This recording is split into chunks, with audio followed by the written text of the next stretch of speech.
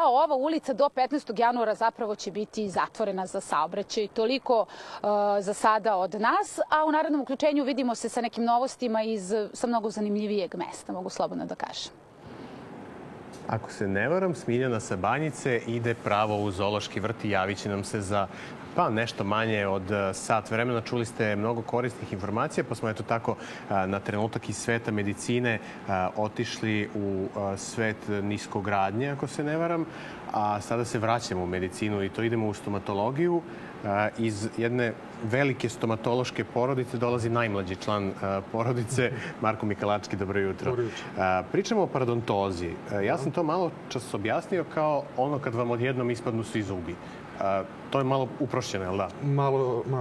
Malo više. To nije baš kada odjedan put ispunu zubi. To je jedna bolest koja traje duži niz godina i to je multifaktorijalna integrativna bolest potpunog aparata zuba koja dovodi do gubitka zuba ukoliko se ne leči.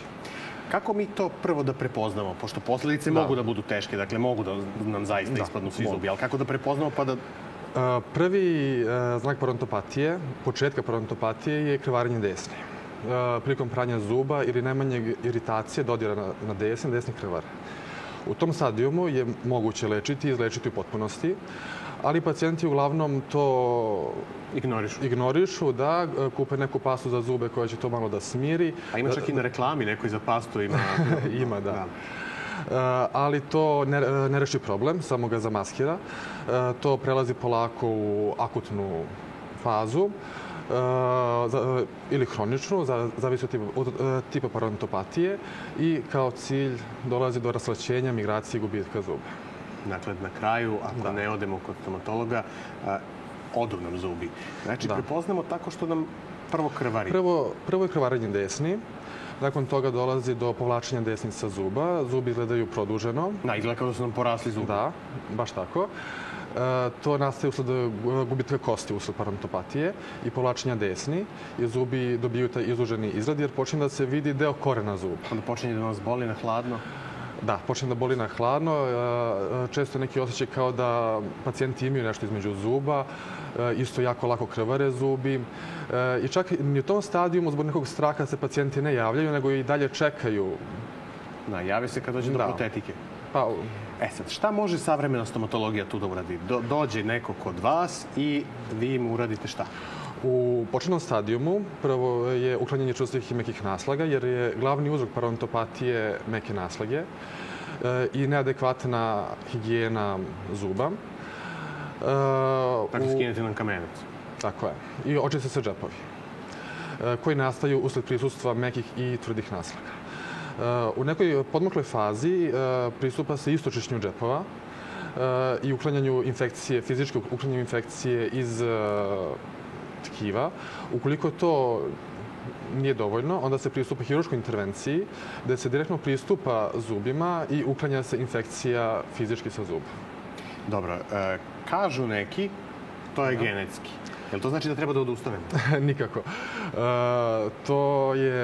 Postoji veliki broj faktora koji izaziva parodontopatiju, a glavni je dentalni plak. Tako da se protiv toga može boriti i može se uspešno sanirati i usporiti tog bolesti. Čak i kad uznapreduje, onda hirurgija? Onda hirurgija, tako je. I ne treba nikada odustajati? Nikada, taman posla. Uvek može nešto da se uradi i uvek može da se preduzme nešto, da se spreči, da se uspori sam proces parodontopatije. Kako vi čuvate svoje zube? Šta? Pranje, konac? Pranje, konac, konkretno ja. Pranje zuba minimum 2 puta dnevno, ali uglavnom posle svakog obroka. Konac za zube i povremeno sredstvo za ispiranje usta. Dobro, dakle to je osnovna higijena. Ako to radi jedan stomatolog, to bi trebalo svi da radimo. Tako je. Zašto je važan konac? Zato što četkica ne može da priđe između zuba, a tu se često zadržava hrana i ostaci hrane i konac očisti baš te prostore gde četkica ne može da pristupi. Dakle, to bi trebalo da radimo bar tako, nekoliko puta nedeljno. Par puta nedeljno, tako je.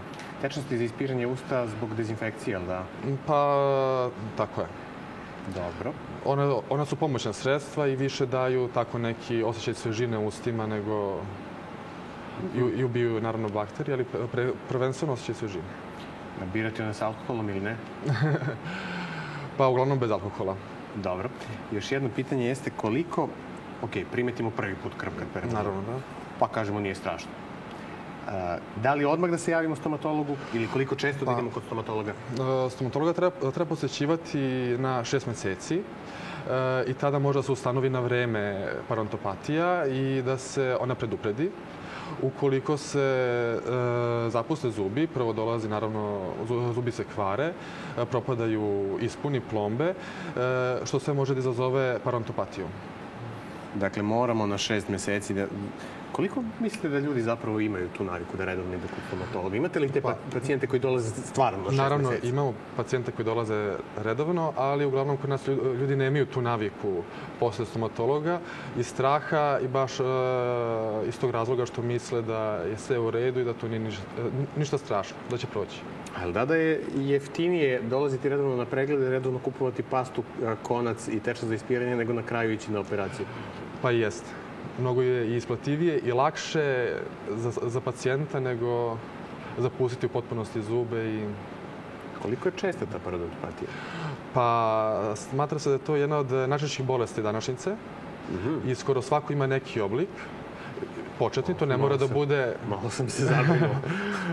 Ali baš to jeste što to nije ništa strašno, nije ništa da stvarno ispadaju tek tako zubi, nego kada su ozbiljno zapušteni zubi, kada ima puno plaka, nekada su i zubi u takvoj poziciji da nije moguće oprati kako treba zube, da plak ostaje i da stvara se kamenac i da to izaziva parodontopatiju.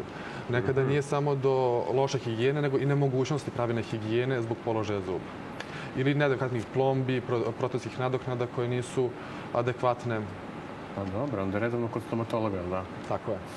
Na kraju se uvek svede na to. Marko, ovo je bilo jedno možda kratko, ali vrlo korisno gostovanje. Dakle, još jednom, 2 puta dnevno pranje zuba, konac, minimum 2 puta dnevno. Vidimo se još nekad sa nekom novom pričom o našim zubima. Hvala za dogovoreno. Bio je to Marko Mikalački, stomatolog, za koji čuli ste priču o tome kako da sačuvate svoje zube. Sada reklame, a za koji trenutak Mihajla Šljukić-Bandović sa najnovijim vestima. Bio je ovo prvi sat emisije Beograd dobro jutro. Hvala što ste bili sa nama. Iza svakog dobrog putovanja stoji Way Out. U domu treba da budete bezbrižni, na putu sigurni, a na odmoru opušteni. Sa Millennium osiguranjem imovine, auto odgovornosti i putnim osiguranjem, naša polisa